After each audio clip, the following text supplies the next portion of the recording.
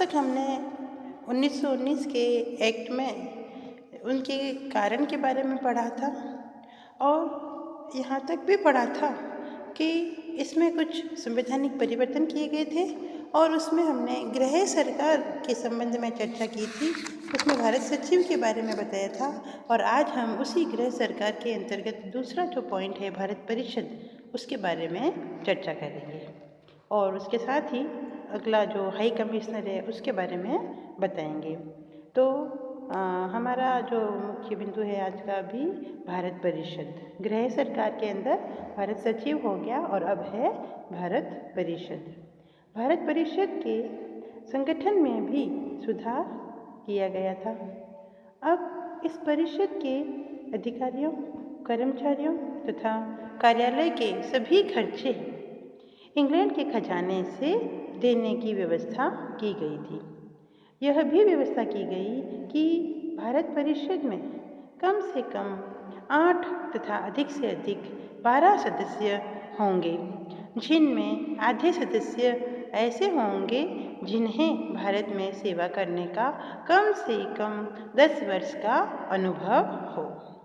भारत परिषद के सदस्यों का कार्यकाल 7 वर्ष से घटाकर 5 वर्ष कर दिया गया तथा उनका वेतन 1000 पाउंड से बढ़ाकर 1200 पाउंड वार्षिक कर दिया गया।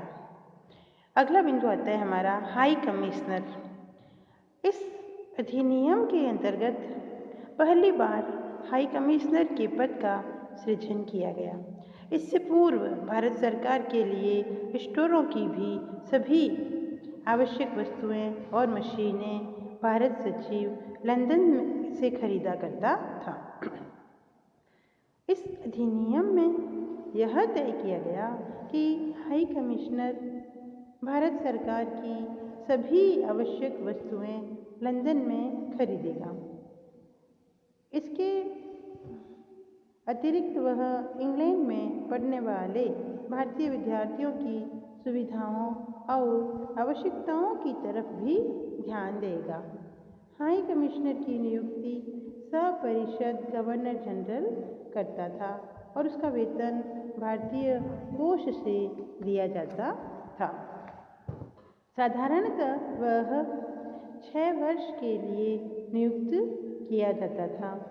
ब्रिटिश सरकार का विचार था कि इंग्लैंड में भारत का प्रतिनिधित्व हाई कमिश्नर द्वारा करवाने से भारतीय अनुभव करेंगे कि उनका सम्मान बढ़ गया है, किंतु भारतीयों ने इसकी नियुक्ति को कोई महत्व नहीं दिया।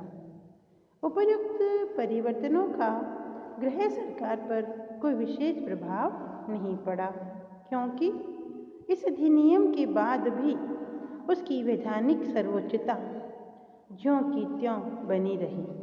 गवर्नर जनरल उसकी सरकार के सभी सदस्यों को गृह सरकार का आदेश मानना पड़ता था और उसी की नीतियों के अनुसार शासन चलाना पड़ता था। अब आता है हमारे इसी बिंदु के अंदर, इसी एक्ट के अंदर दूसरा है केंद्रीय सरकार। यहाँ तक जो हमने चर्चा की थी वह थी गृह सरकार की, अब है केंद्रीय सरकार।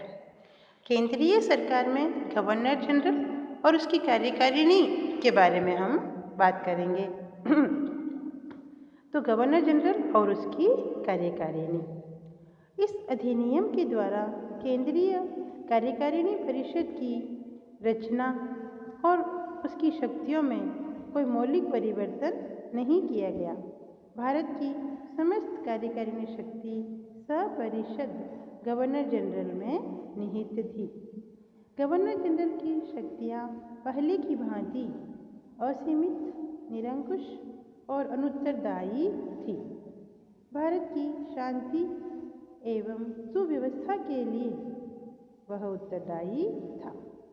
अपने विशेषाधिकारों, कार्यपालिका, व्यवस्थापिका तथा वित्तीय शक्तियों के कारण गवर्नर जनरल एक तानाशाह माना जा सकता था। वह भारत में ब्रिटिश ताज का प्रतिनिधि होता था। उसकी नियुक्ति ब्रिटिश प्रधानमंत्री की अनुशंसा पर सम्राट द्वारा 5 वर्ष की अवधि के लिए की जाती थी। गवर्नर जनरल अपनी कार्यकारिणी परिषद का प्रधान होता था तथा कार्यकारिणी परिषद के सदस्यों की नियुक्ति उसकी अनुशंसा पर भारत सचिव करता था। गवर्नर जनरल अपनी इच्छानुसार कार्यकारिणी परिषद के सदस्यों में कार्य का विभाजन करता था और कार्यकारिणी की बैठक बुलाता था। गवर्नर जनरल की कुछ विषयों में अपनी कार्यकारिणी परिषद की सम्मति ठुकरा देने का अधिकार भी प्राप्त था। ये विषय थे ब्रिटिश भारत के हित तथा उसकी शांति और सुरक्षा।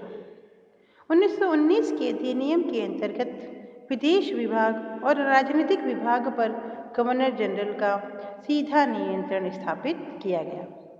केंद्रीय व्यवस्थापिका यानी विधानमंडल में कोई ऐसा प्रस्ताव जिसका संबंध सेना, देशी राजाओं आदि से हो, बिना गवर्नर जनरल की पूर्व स्वीकृति के पेश नहीं किया जा सकता था।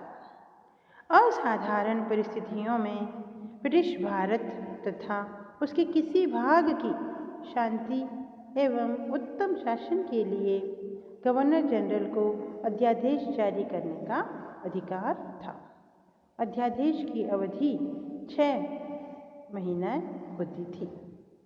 गवर्नर जनरल की कार्यकारिणी परिषद के कुल सदस्यों की संख्या 7 थी, जिसमें प्रधान सेनापति भी सम्मिलित था।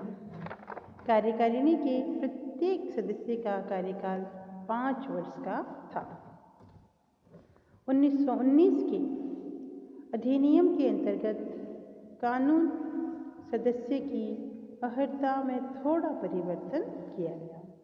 अब उसी व्यक्ति को इस पद पर नियुक्त किया जा सकता था जो भारत के उच्च न्यायालयों में कम से कम 10 वर्ष तक एडवोकेट रहा हो। इस अधिनियम में यह भी कहा गया कि कार्यकारिणी में 3 सदस्य ऐसे होने चाहिए जिन्होंने ब्रिटिश ताज के अधीन कम से कम 10 वर्ष तक सेवा का कार्य किया हो। इसके परिणाम स्वरूप कार्यकारिणी में 3 भारतीय सदस्यों की नियुक्ति भी की गई, लेकिन इन भारतीयों के हाथ में कोई वास्तविक शक्ति नहीं थी। कार्यकारिणी परिषद के केंद्रीय विधानमंडल के प्रति उत्तरदायी होना आवश्यक नहीं था। कार्यकारिणी परिषद के सदस्य अपनी भावी उन्नति के लिए गवर्नर जनरल की सिफारिशों पर निर्भर करते थे। अतः वे किसी भी मामले में गवर्नर जनरल को असंतोष का अवसर देना नहीं चाहते थे। इस प्रकार कार्यकारिणी पर गवर्नर जनरल का पूरा नियंत्रण था। इसके अंतर्गत व्यवस्था की गई है केंद्रीय व्यवस्थापिका और विधानमंडल के कार्य क्षेत्र की व्यवस्था की गई। तो केंद्रीय व्यवस्थापिका में विधानसभा और राज्यसभा के बारे में हम चर्चा करेंगे हमारे अगले वीडियो के अंतर्गत। आज का वीडियो यहीं पर समाप्त करते हैं। धन्यवाद।